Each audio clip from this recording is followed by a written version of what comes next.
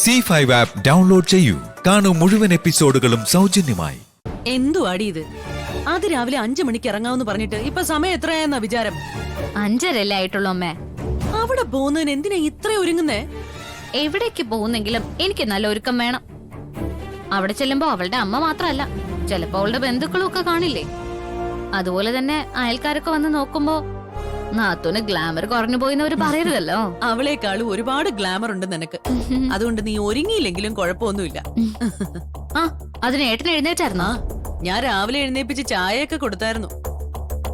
അമ്മേ, ഏട്ടനെ ഒറ്റയ്ക്കാക്കിട്ട് പോകുന്നത് നല്ലതാണോ അമ്മേ? ഹരിതയെ ഇവിടെ ഇല്ല. എനിക്ക് അവനൊരു ഉറപ്പ് തന്നിട്ടുണ്ട്. അത് മാറിയാലേ കാലെ വാരി പിടിച്ച് ഞാൻ നിലത്തടിക്കുമെന്ന് അവനറിയാം. എല്ലാം കണ്ണു അടച്ചങ്ങ് വിശ്വസിക്കണ്ട. ചേട്ടൻ പറയുന്ന കാര്യങ്ങൾ പ്രത്യേകിച്ചു. ഹരിത എന്തായാലും അവളുടെ ലൈഫിനെ കുറിച്ച് മാത്രമേ ചിന്തിക്കുന്നുള്ളൂ. എന്നാലേ ഏട്ടൻ സൂത്രശാലിയാ, അത് ഓർത്തോണം. എന്റെ മോളെ, ഏതായാലും ഇനി അവന് ദീപ എന്ന് പറയുന്നവളുമായിട്ട് ഒന്നിച്ച് ജീവിക്കാൻ പറ്റില്ല എന്നറിയാം. അതുകൊണ്ട് അവനായിട്ട് കൂടുതൽ ശ്വാസം മുട്ടിക്കണ്ട. അല്ലെങ്കിൽ തന്നെ അങ്ങോട്ടും ഇങ്ങോട്ടും പോവാൻ കഴിയാതെ അവൻ കിടന്ന് നട്ടം തിരിയുവാ. നമുക്ക് രാവിലെ പോയിട്ട് പെട്ടെന്ന് തിരിച്ചെത്താം. പുറപ്പെടുവാണോ? ആ, അതെ. എങ്ങോട്ടാ പോകുന്നെന്ന് പറഞ്ഞില്ലല്ലോ ഇതുവരെ. ഞങ്ങൾ ഇന്ന് കൊട്ടാരക്കര തിരുവല്ല റൂട്ടിൽ പോവാ. ബന്ധുക്കളെയൊക്കെ വിളിക്കേ. എല്ലാവരെയും ഒന്നിച്ചങ്ങ് വിളിക്കുക. അല്ലെങ്കിൽ തന്നെ ഇന്നത്തെ കാലത്ത് നേരിട്ടുള്ള വിളിയൊക്കെ കുറവാ. ഫോണിലൂടെയും കത്ത് മുഖാന്തരവുമാ എല്ലാവരുമായിട്ട് ബന്ധപ്പെടുന്നത്.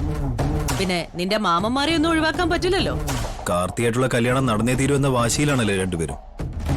അക്കാര്യത്തിൽ ഇനി തർക്കമൊന്നും വേണ്ട.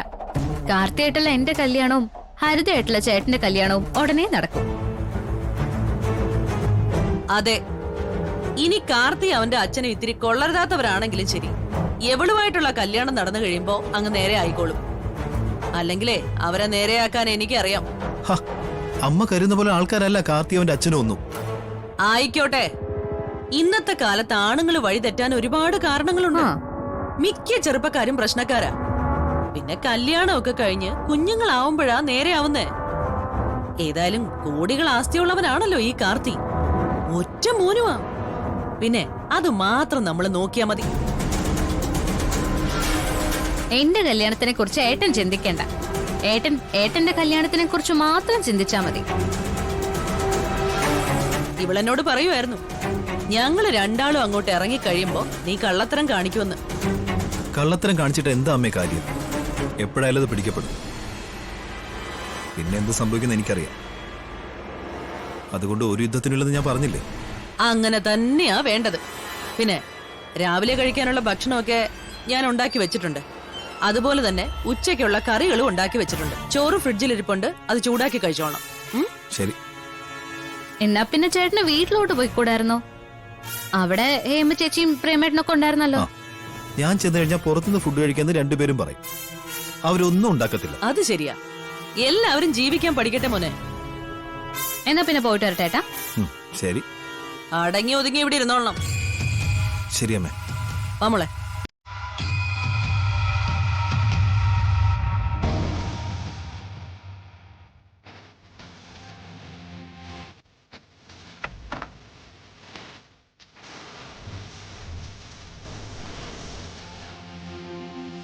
അല്ലെങ്കിൽ വേണ്ട. ഇനിയിപ്പോ കുളിക്കാനും സമയമില്ല. എത്രയും പെട്ടെന്ന് എന്റെ പെണ്ണിന്റെ അടുത്ത് പോകണം.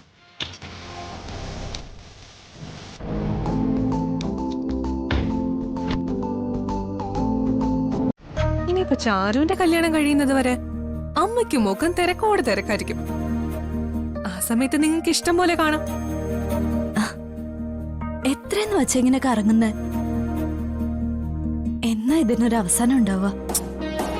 ഇങ്ങനെ ചിന്തിക്കുന്ന ദീപേ കുഴപ്പം. ഇന്ന് സന്തോഷിക്കാൻ അവസരം കിട്ടുമ്പോ അത് പരമാവധി അങ്ങ് മുതലാക്കണം. നാളത്തെ കാര്യം നാളെ. അല്ലാതെ നാളെ ഇത് സംഭവിക്കും അത് സംഭവിക്കും എന്ന് പറഞ്ഞ് ജീവിതം തൊലയ്ക്കല്ല വേണ്ടത്. ആ ദേ, നിന്റെ ലാലേട്ടൻ വന്നല്ലോ. അതിരാവിലെ തന്നെ പോവേണ്ടവര് പോയതുകൊണ്ട് രണ്ടാൾക്ക് ഉച്ചവരെ ഒന്നിച്ച് കറങ്ങാമല്ലോ. അതുകൊണ്ടല്ലേ ഞാൻ പെട്ടെന്ന് ഒരുങ്ങിയിറങ്ങാൻ പറഞ്ഞത്. ഞാനാണെങ്കിൽ കുളിച്ചിട്ട് പോലുമില്ല. കുളിച്ചില്ലേ? കുളിക്കാനൊന്നും നിന്നില്ല. അവരിറങ്ങിയതും ഞാനും ഇറങ്ങി വേഷം മാറിയിട്ട്. അത്രയ്ക്ക് നിനക്കിപ്പോ സമയം ചെലവഴിക്കാൻ ആഗ്രഹമുണ്ട് ലാലേട്ടന്. ഇവളുടെ കാര്യം അങ്ങനെ തന്നെയാ.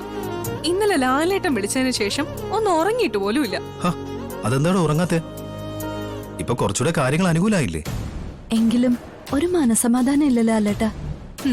ഇവളെ പോലെയുള്ള പെൺകുട്ടികൾക്ക് ഒരിക്കലും മനസമാധാനം കിട്ടാൻ പോകുന്നില്ല. അത് തല്ലിക്കെടുത്താൻ ചെറിയ ചെറിയ കാരണങ്ങൾ വന്നോണ്ടേയിരിക്കും. എന്തായാലും ഞാൻ ആദ്യമേ കണ്ട് ഇഷ്ടപ്പെട്ട പെൺകുട്ടിയല്ലേ ഇപ്പൊ മുന്നിൽ നിൽക്കുന്നത്. അനുഭവങ്ങൾ കൊണ്ട് കുറച്ചുകൂടി അയാൾക്ക് മനക്കെട്ടിയൊക്കെ വന്നിട്ടുണ്ട്. എത്ര മനക്കട്ടിയുണ്ടെന്ന് പറഞ്ഞാലും ലാലേട്ടന്റെ അമ്മയെക്കുറിച്ച് ഓർക്കുമ്പോ ഞാൻ തളർന്നു പോകും. എല്ലാവരുടെ കാര്യം അങ്ങനെയൊക്കെ തന്നെയാ. ഇപ്പൊ പോയിരിക്കാ കല്യാണം വിളിക്കാൻ. കല്യാണ പയ്യൻ ഈ നാട്ടിലെ ഏറ്റവും വലിയ ക്രിമിനലാണെന്ന് ഓർക്കുമ്പോ എനിക്ക് വലിയ വിഷമമുണ്ട്. അല്ല, ചോദിക്കുന്നുണ്ടെന്നും തോന്നരുത് ലാലേട്ടാ. സ്വന്തം പെങ്ങന്മാർക്ക് നല്ലൊരു ബന്ധം കിട്ടണമെന്ന എല്ലാ ആങ്ങളുമാരുടെയും ആഗ്രഹം. എന്നാ അങ്ങനെ നല്ലൊരു പയ്യനെ കിട്ടിയ അയാൾക്കൊപ്പം ചാരു ഒത്തുപോകുമോ? ഏതെങ്കിലും കുടുംബത്തിൽ വഴക്കുണ്ടാക്കാതെ സന്തോഷത്തോടെ ജീവിക്കാൻ ആ കൊച്ചിന് പറ്റുമോ? ആ, അത് ശരിയാ. അവളുടെ സ്വഭാവത്തിന് പറ്റിയ പയ്യൻ തന്നെയാണ് കാർത്തി. അവനവളെ കെട്ടുന്നത് അവൻ അവളോടുള്ള സ്നേഹം കൊണ്ടൊന്നുമല്ല, മറിച്ച് ഞങ്ങളോടുള്ള വൈരാഗ്യം കൊണ്ടാ. എന്ന് വെച്ചാ എന്റെ അമ്മയ്ക്കും പെങ്ങൾക്കും ഒപ്പം ഇയാളെ ഇല്ലാതാക്കണമെന്ന് ആഗ്രഹിക്കുന്ന ഒരുത്തം കൂടി കടന്നു വരുന്നു. ഈ വിവാഹം കൊണ്ട് അതാണ് മെച്ചം. ആ, ഏതായാലും താമ്പാ ചെന്നടിച്ചു പൊളിച്ചിട്ടൊക്കെ വാ. രചന വരുന്നോ? അയ്യോ, ഞാനും ചോദിച്ചു. ഇനിയിപ്പൊ അങ്ങനെ ചോദിച്ചാലും ഇന്ന് ഞാൻ നിങ്ങളുടെ ഇടയിലേക്ക് കടന്നു വരുന്നത് ശരിയല്ല. ഇത് നിങ്ങൾക്ക് വേണ്ടി മാത്രം ദൈവം തന്ന നിമിഷങ്ങളാ. അവിടെ നിങ്ങൾ മാത്രം മതി. ഇടയ്ക്ക് ആള് വേണ്ട. ചെല്ല്. വാ.